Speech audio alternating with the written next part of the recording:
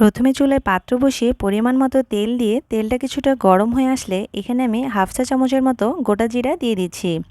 সাথে দিয়ে দিচ্ছি পেঁয়াজ কুচি আর কিছু গোটা গরম মশলা, এলাচ, দারচিনি, তেজপাতা, বড় এলাচ, এই সব কিছুকে আমি খুব ভালোভাবে একটু সময় ভেজে নিচ্ছি।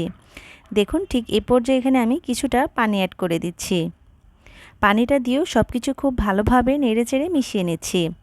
তারপর এখানে আমি অ্যাড করে দিচ্ছি গুঁড়া মশলাগুলো। এর জন্য প্রথমেই দিয়ে দিচ্ছি আদা রসুনের পেস্ট, স্বাদমতো লবণ, মরিচের গুঁড়া, হলুদের গুঁড়ো, ধনিয়ার গুঁড়া, জিরার গুঁড়ো আর স্বাদমতো দিয়ে দিচ্ছি কিছুটা গরম মশলার গুঁড়ো। এবারে সবগুলোকে খুব ভালোভাবে কষিয়ে নিতে হবে। এই পর্যায়ে মশলাগুলোকে যত ভালোভাবে কষিয়ে নেওয়া যাবে চিকেন কিন্তু তত বেশি মজাদার হবে।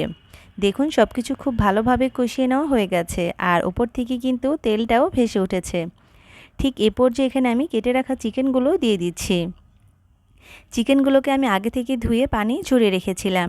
এবার চিকেনগুলো দিয়ে সব কিছু খুব ভালোভাবে নেড়েচেড়ে মিশিয়ে নিচ্ছি। দেখুন সব কিছু খুব ভালোভাবে মিশিয়ে নেওয়া হয়ে গেছে। এ পর্যায়ে এটাকে আমি ঢাকনা দিয়ে ঢেকে কিছুক্ষণ রান্না করে নিচ্ছি। কিছুক্ষণ পরে ঢাকনাটি উঠিয়ে দেখিয়ে দিচ্ছি। দেখুন কিছুটা কিন্তু পানি বের হয়েছে। এ পর্যায়ে আবারও সব কিছু খুব ভালোভাবে নেড়েচেড়ে মিশিয়ে নিচ্ছি। আর এই চিকেন থেকে যে পানিটা বের হবে এটা থেকেই চিকেনটাকে খুব ভালোভাবে কষিয়ে নেব। সব কিছু ভালোভাবে মেশানোর পর আবারও এটাকে আমি ঢাকনা দিয়ে ঢেকে দিচ্ছি। ফিরে আসছি বেশ কিছুক্ষণ পর ফিরে এসেছি। দেখুন দেখে নিশ্চয়ই বুঝতে পারছেন চিকেনটা কিন্তু খুব ভালোভাবে কষিয়ে নেওয়া হয়ে গেছে আর চিকেন থেকেও কিন্তু অনেকটাই তেল ছেড়ে দিয়েছে। দেখুন দেখে নিশ্চয়ই বুঝতে পারছেন কতটা সুন্দর একটা কালার চলে এসেছে। ঠিক এ পর্যায়ে চিকেনে আপনারা ঠিক যেরকম পরিমাণে ঝোল খেতে পছন্দ করেন সে অনুযায়ী পানিটা দিয়ে নেবেন। এবার পানিটা দিয়ে সব কিছু খুব ভালোভাবে নেড়েচেড়ে মিশিয়ে নিচ্ছি।